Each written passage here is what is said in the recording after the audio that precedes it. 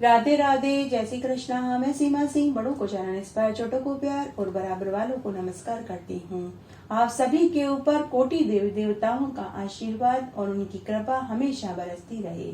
आइए अब हम चातुर्मास का 17वां अध्याय सुनते हैं। इस अध्याय में हम तुलसी के महात्म्य को सुनेंगे। तुलसी की जड़ में सभी तीर्थ, मध्य में कोटि देवी देवता और शाखाओं में वेद स्थित होते हैं। तुलसी का प्रतिदिन दर्शन करने मात्र से मनुष्य के सभी पाप धुल जाते हैं और रोज तुलसी को सींचने, दिया बाती करने से मरने पर बैकुंठ का वास मिलता है। तुलसी पत्र से विष्णु का पूजन करने से जप, तप, यज्ञ, हवन करने जितना पुण्य प्राप्त होता है। पद्म पुराण के अनुसार तुलसी महात्म्य को सुनने मात्र से मनुष्य जन्म मरण के बंधन से मुक्त हो जाता है। वह अपने जीवन भर के पाप कर्म से मुक्त हो जाता है। जो तुलसी काष्ठ का चंदन श्री कृष्ण भगवान को अर्पित करता है, उनके श्री विग्रह में भक्ति पूर्वक लगाता है, वह सदा श्री हरि के सायुज्य लोक को पाता है। तुलसी काष्ठ के चंदन को हरि चंदन कहा जाता है, जो बड़ा ही पावन पवित्र होता है। जो मनुष्य तुलसी काष्ठ की आग से भगवान विष्णु के आगे दीपक जलाता है, वह 10 करोड़ दीप दान करने जितना फल पाता है। जो व्यक्ति तुलसी काष्ठ से हवन करता है, उन्हें अग्निष्टोम हवन करने जितना फल मिल जाता है। अगर मनुष्य तुलसी की लकड़ी की आंच में भगवान के लिए भोग बनाकर के चढ़ाता है, तो उसे सुमेरु पर्वत के समान धन धान्य की प्राप्ति होती है। अगर चातुर्मास में तुलसी काष्ठ का धूप भगवान विष्णु को अर्पित किया जाए, तो उसे 100 अश्वमेध यज्ञ और 1000 कपिला गाय दान करने जितना फल मिल जाता है। जो मनुष्य पूरे चातुर्मास में तुलसी के जड़ की मिट्टी का तिलक लगाकर भगवान का पूजन करते हैं, तो उसे एक ही दिन में पूरे 4 महीनों का पुण्य फल पा लेते हैं। जो मनुष्य तुलसी जड़ की मिट्टी का लेप लगाकर चातुर्मास में स्नान करते हैं, उन्हें गंगा स्नान करने जितना फल मिल जाता है। जो तुलसी की मंजरी से भगवान शालिग्राम का पूजन करते हैं, वे कोटि देवी देवताओं के आशीर्वाद को पाते हैं। जो व्यक्ति पूरे चातुर्मास में तुलसीधर भगवान को भोग के साथ अर्पित करते हैं, वे धनवान, पुत्रवान, कीर्तिवान, यशस्वी, तेजस्वी, चक्रवर्ती राजा बनते हैं। मरते हुए मनुष्य के मुंह में तुलसी चरणामृत डाल दिया जाए, तो उन्हें मरते समय की पीड़ा नहीं उठानी पड़ती। उन्हें यम मार्ग के कठिन दुख भी नहीं देखने पड़ते। उन्हें मरने के बाद सद्गति प्राप्त होती है। मृत व्यक्ति की चिता पर अगर तुलसी काष्ठ का छोटा सा टुकड़ा रख कर जलाया जाए, तो वह सीधे विष्णु लोक को पाता है। जिस घर के आंगन में तुलसी का पौधा होता है, वह स्वर्ग के समान होता है। उस घर पर कभी यमराज की दृष्टि नहीं पड़ती। जो तुलसी को रोज सींचते हैं, पूजा करते हैं, दिया बाती करते हैं, उन्हें समस्त यज्ञों और तीर्थों में जाकर स्नान करने जितना फल मिल जाता है। तुलसी चरणामृत पीने से सभी पाप धुल जाते हैं और मनुष्य आवागमन के चक्र से छूट जाता है। ब्रह्मा जी कहते हैं कि जो मनुष्य चातुर्मास में प्रातः काल स्नान करके पवित्र होकर कोमल तुलसी दल से भगवान दामोदर की पूजा करते हैं, वे निश्चय ही मोक्ष को पाते हैं।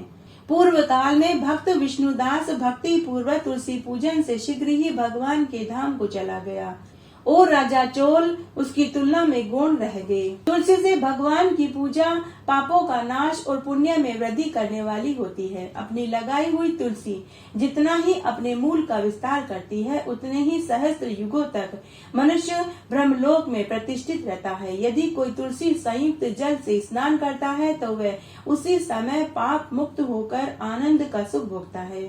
जिसके घर में तुलसी का पौधा होता है, उसका घर किसी तीर्थ के समान कहा गया है। वहाँ यमराज के दूत नहीं जाते। जो मनुष्य तुलसी का संयुक्त गंध धारण करता है, क्रियामान पाप उसके शरीर का स्पर्श तक नहीं करते। जहाँ तुलसी वन की छाया हो, वहाँ पर पितरों की तृप्ति के लिए श्राद्ध करना चाहिए।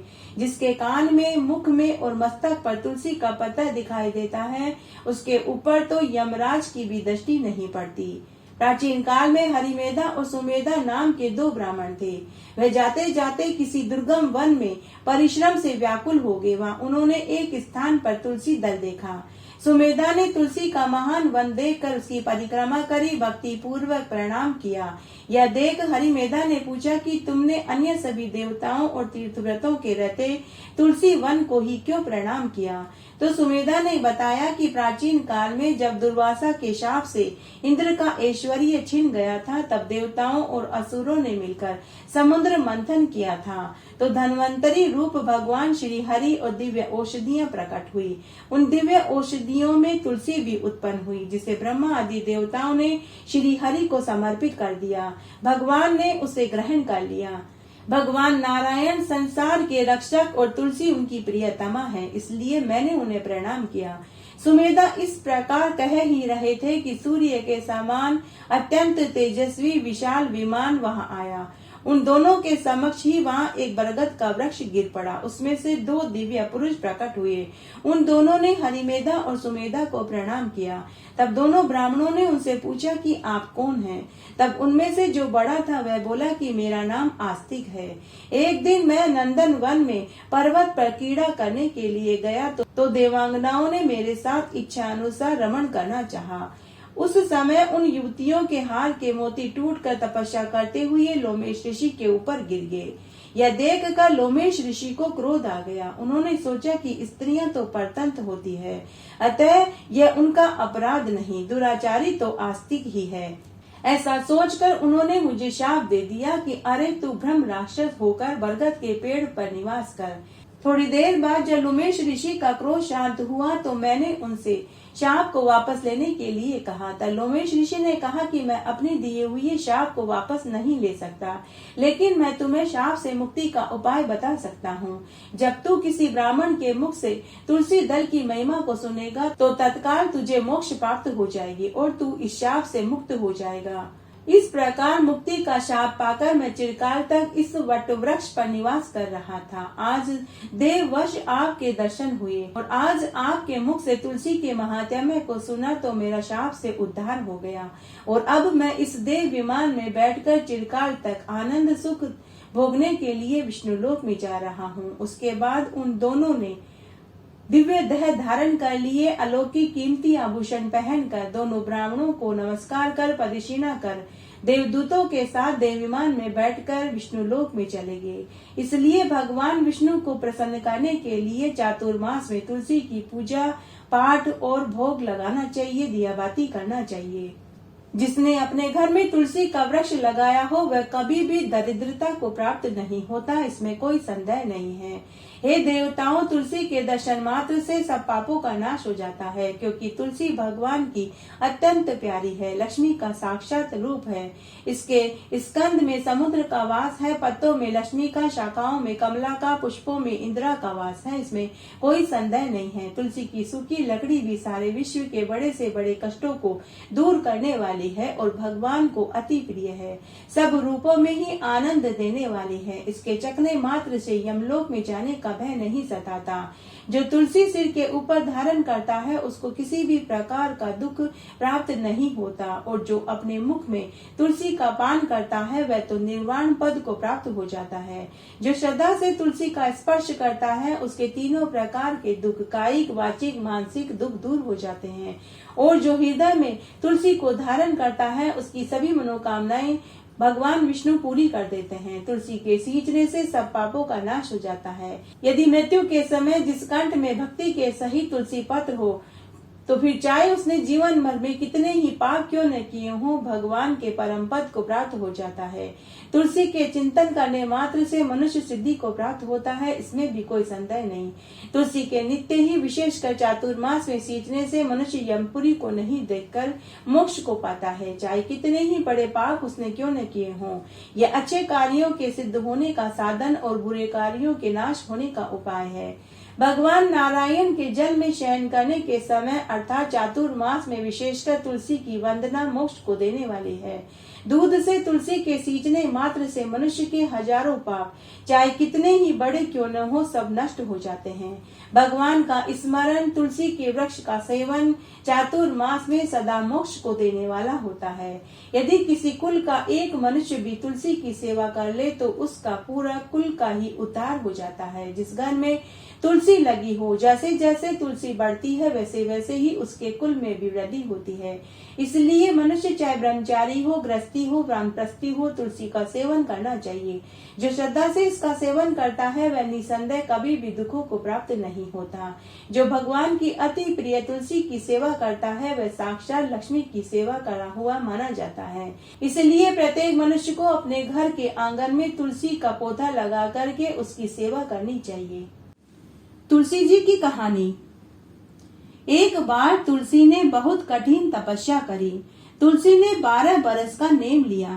कार्तिक स्नान व्रत किया, सभी एकादशियों का उपवास रखा। आसोज में उसने दूध नहीं पिया, कार्तिक में उसने घी नहीं खाया, मंगसर में रजाई गद्दे नहीं ओढ़े, पोष में अलूना भोजन किया, गंगा स्नान किया, फागुन में होली नहीं खेली, चैत्र के महीने में गणगौर नहीं पूजी, बैसाख के महीने में बड़ पीपल और आंकड़े के पेड़ को सींचा, सूर्य नारायण भगवान को अर्घ्य दिया, जेठ के महीने में जेठूरा परनाया, आषाढ़ के महीने में सभी नेकचार करे।